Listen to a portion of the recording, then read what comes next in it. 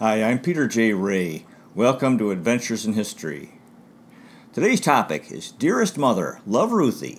Ruth Smallshaw Ray's Letters to Her Mother, 1946, part 14. This is the first part of what was originally published, the Smallshaw Family Memories Collection, or SFMC, number 18, published on March 7th, 1997. So we'll get started here. 667 University Drive, Saskatoon, Saskatchewan, Canada, January 15th, 1946.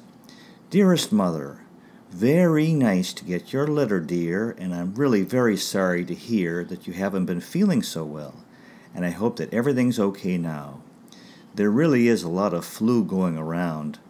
As a matter of fact, they're restricting visiting at the hospitals due to that. Well, we're really doing good here. As a matter of fact, I'm very happy. I have all of my children back from their holidays, but now 4 are away with the flu, and one teacher only has 3 left in her class. It's really pretty terrific. The hospital is overcrowded. Hope that we keep clear of it. Marion was all perked up after the build-up her mother gave her, but I'm afraid she's been going on all 4 cylinders, and unless I get her in tow, that month's rest will be the only thing. I guess we've just been having too good a time. It really is amazing. We've seen every show in town and waiting for them to change, and been dancing and bowling. So that's okay as far as doing things goes. I went to church last night and liked the new minister very much. Really takes a good Anglican minister to set you straight. Mother, I love you. I love you for how you've brought me up and for what you stand. I asked Marion the other day if she thought I'd ever be as good a woman as you, and she said, hardly. But honey, I'd like to be honestly. I think it's so darn swell of you to teach Sunday school, and I just know those kiddies are crazy about you. I also think it's swell of you to get those shoes. Oh, I got my Dorsays, but not suede, gabardine, with platform sole with nail heads around, and about 3-inch heel. Really tricky, and even the boys mention them over again. At least I can wear a 3-inch heel with Don, whom, by the way, I will have as an escort for about only 10 more days. Guess I was just born to lose. For actually the first time in my life I meet someone with whom I enjoy going out with.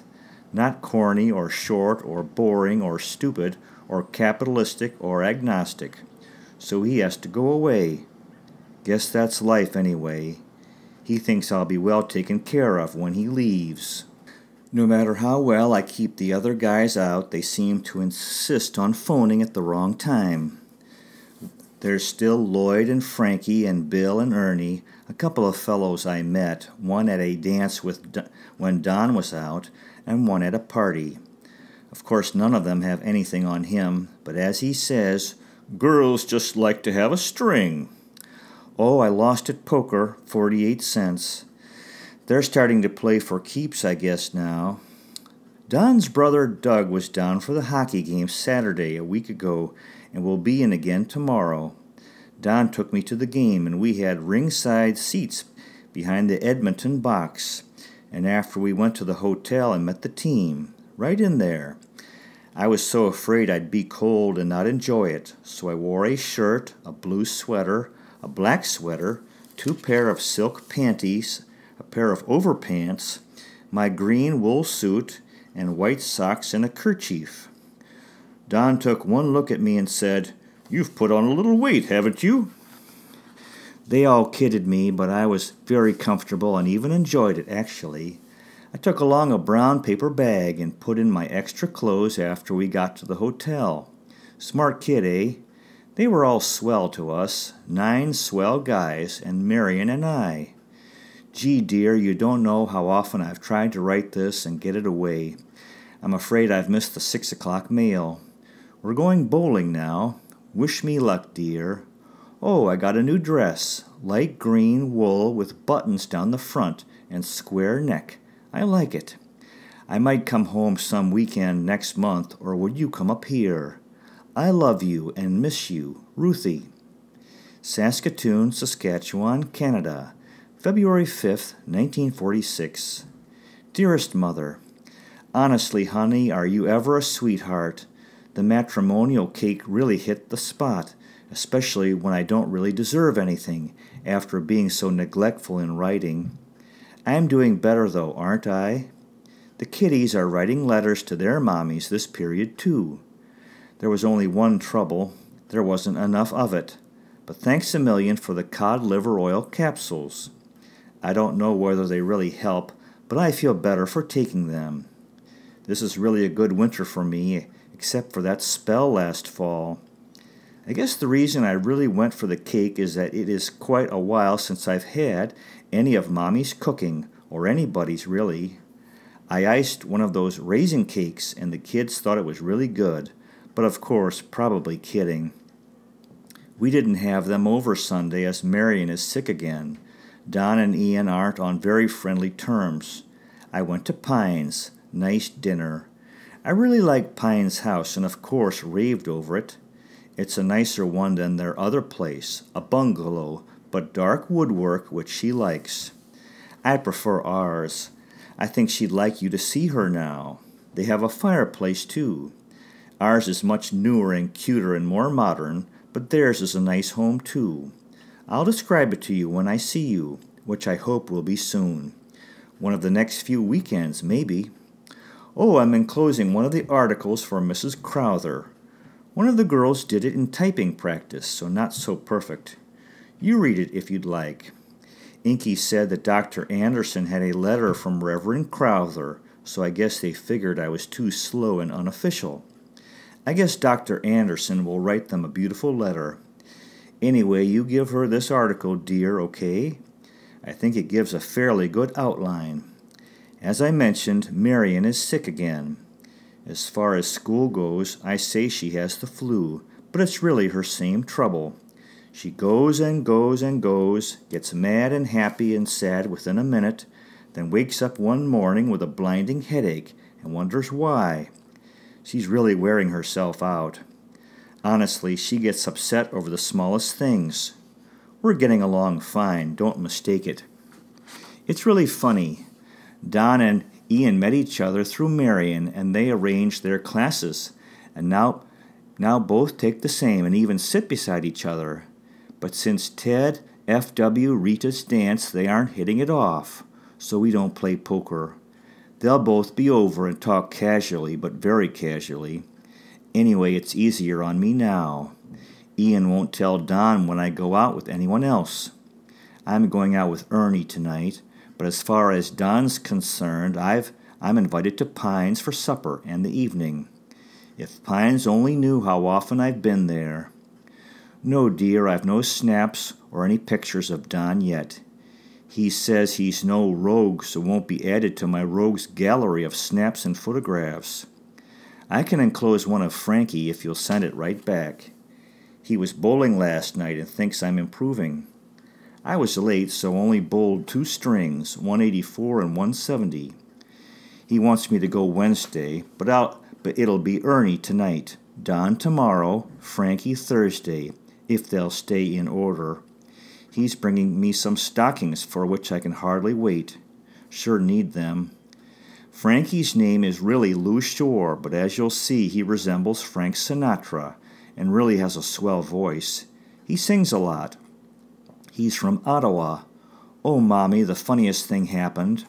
I phoned Marion yesterday to see how she was. She said there was a parcel from you and 3 letters from Ann Arbor, Michigan, all from Jack.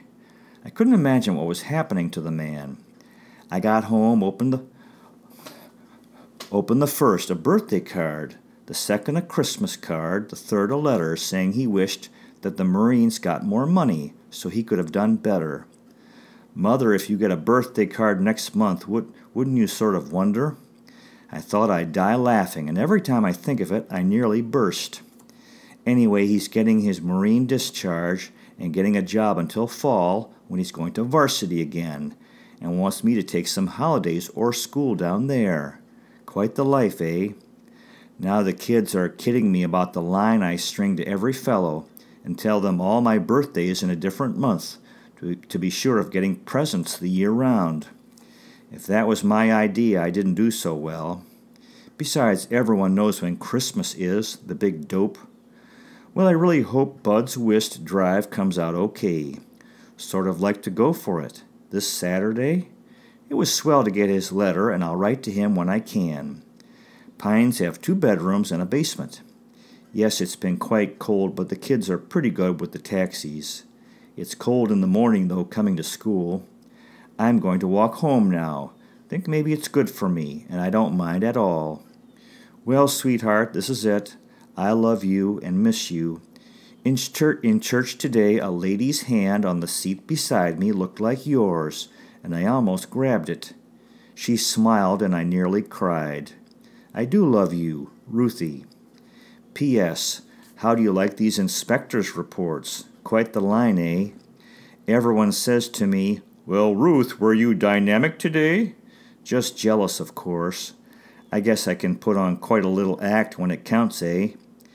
Anyway, I know Pop will just eat up a certain line there. The pupils do the work, and the teacher content to direct. My motto, eh? Must frame it. Bye now. Love, Ruthie.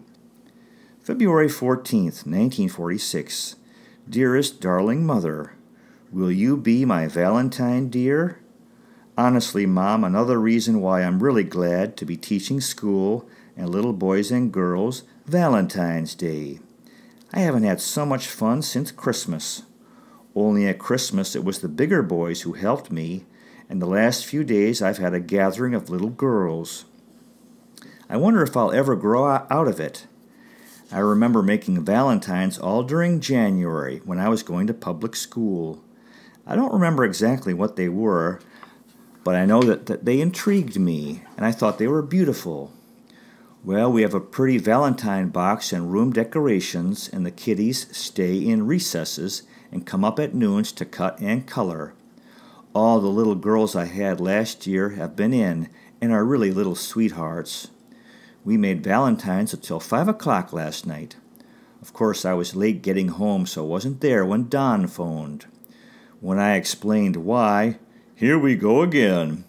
I used to always stay at school late before Christmas, so he urged me to have one of my New Year's resolutions to leave school at 4 o'clock.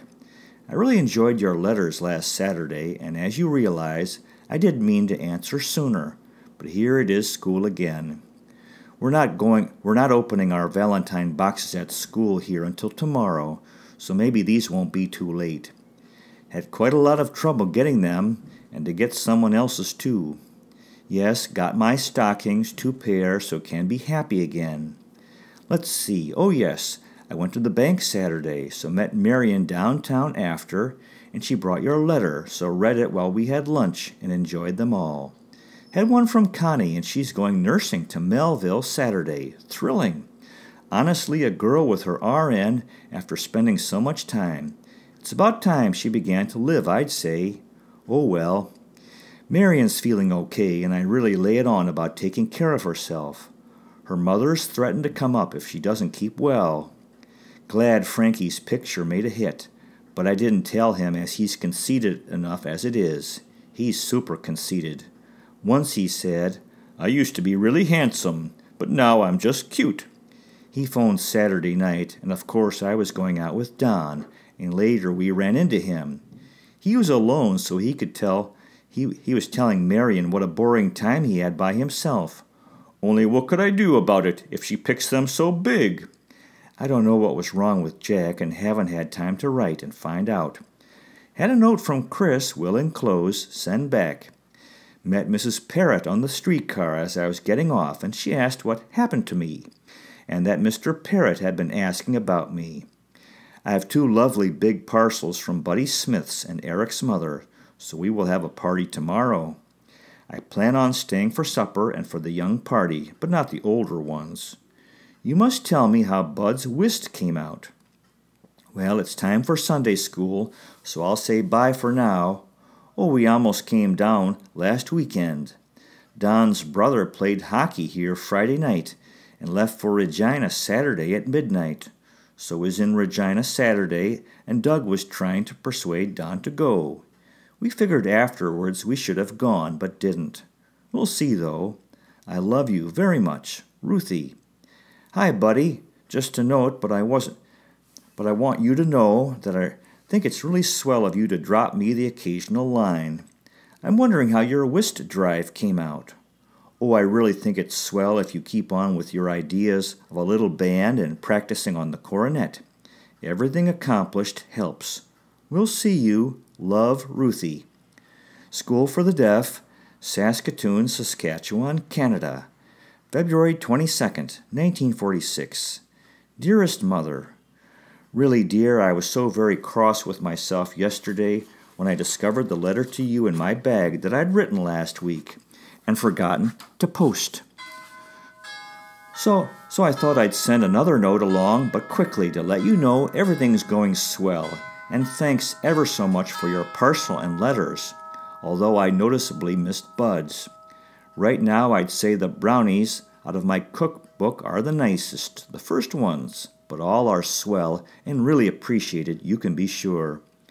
Our little grocery boy saved us 2 pounds of dates, so I'll bring some down one of these weekends. Really, I've neglected my letter writing so badly, and have had a second letter from Connie, Bonnie, Gordon, and Jack, so must get busy. Bonnie's been posted to Rockcliffe, Ontario. Connie likes Melville, and Gordon hates Trail. Alice seems to like her job, and Jackie will soon be an ex-Marine. And how's the best girl in the world, dear? I'm always talking about my sweet mommy, and of course Don's prejudiced that he has the best mother in the world. Went to church Sunday morning, hard to get up. We went out to the airport dance Saturday night. Marion and I had 6 escorts to the dance. Don and Ian, Red number 1, Red number 2, Bruce and Mac. Needless to say, had a very good time.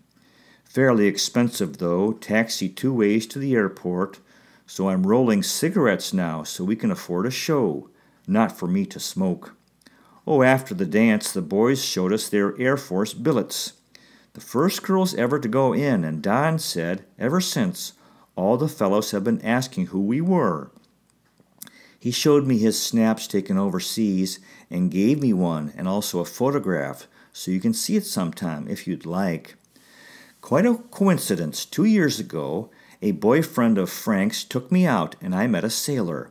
He asked me out, but I went home for my holidays, and later he was transferred to duty in the Caribbean.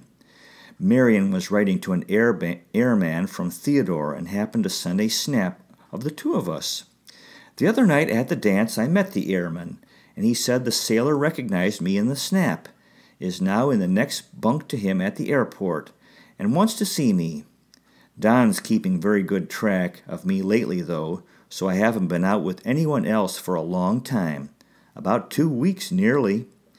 Today was our ice sports, so at 3:30 I came in chilled. At 2:30 we all had hot cocoa. I enjoyed the young ones this morning and pinned ribbons on. Gilbert, too, win, lose, or draw. Must get busy on my reports for tomorrow.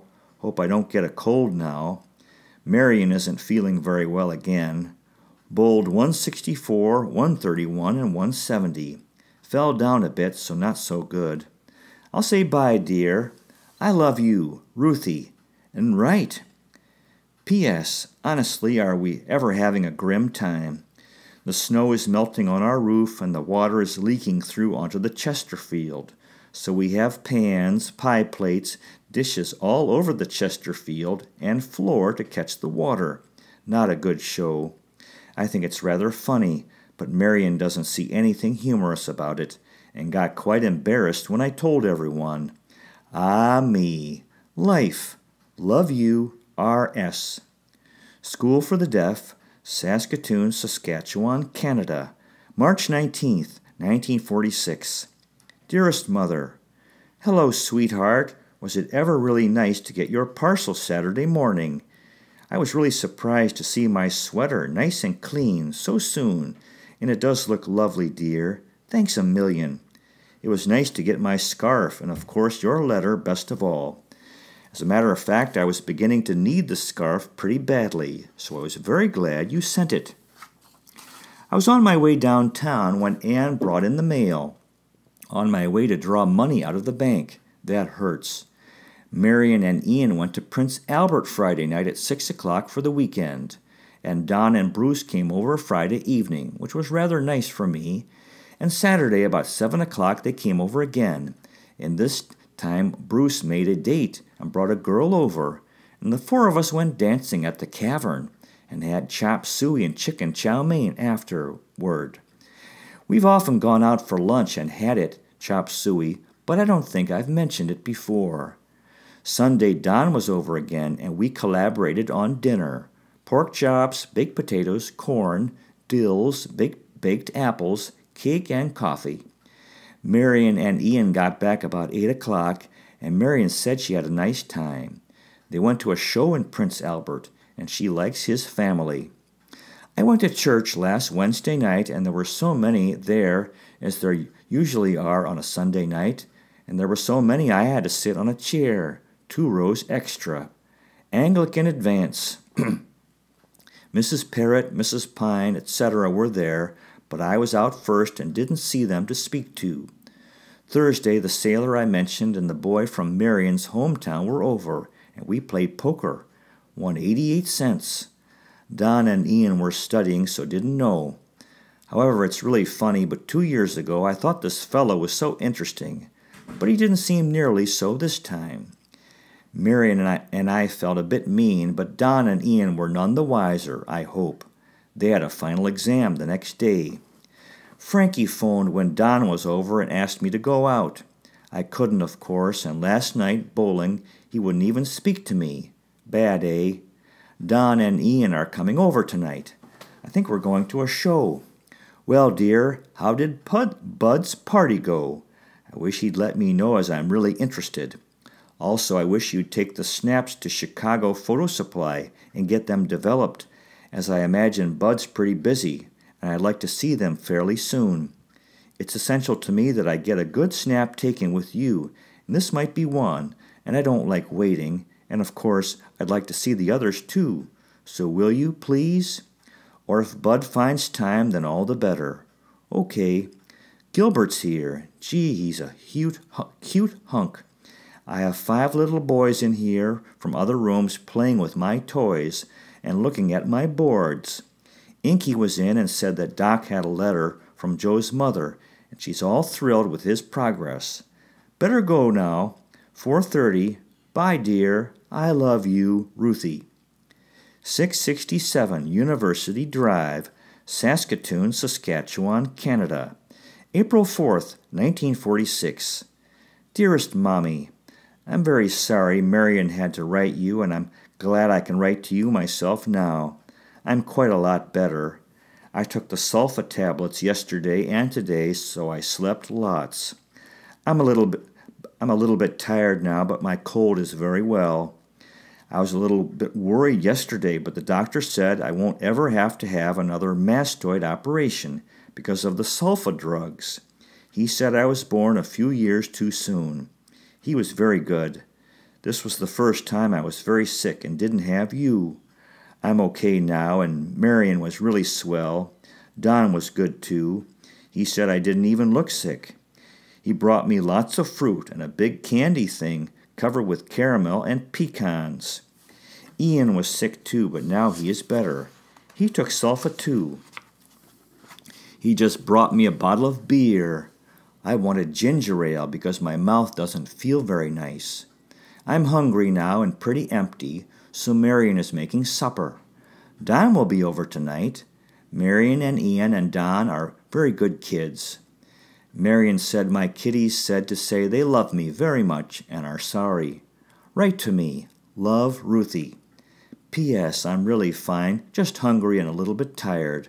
I'll have to go down to see the doctor before I go back to school. Maybe I will go back Monday or Tuesday. The butcher gave Marion 2 slices of ham for me. I will write you a nice letter, maybe tomorrow. Don will put this letter on the train. He said he would put Marion's letter on the train last night. I will be home in 2 weeks. I love you. Write to me. Love, Ruthie. To be continued. Well, that concludes today's presentation. Thank you so much for watching. I really appreciate it. God bless you. Take care, and I'll see you next time.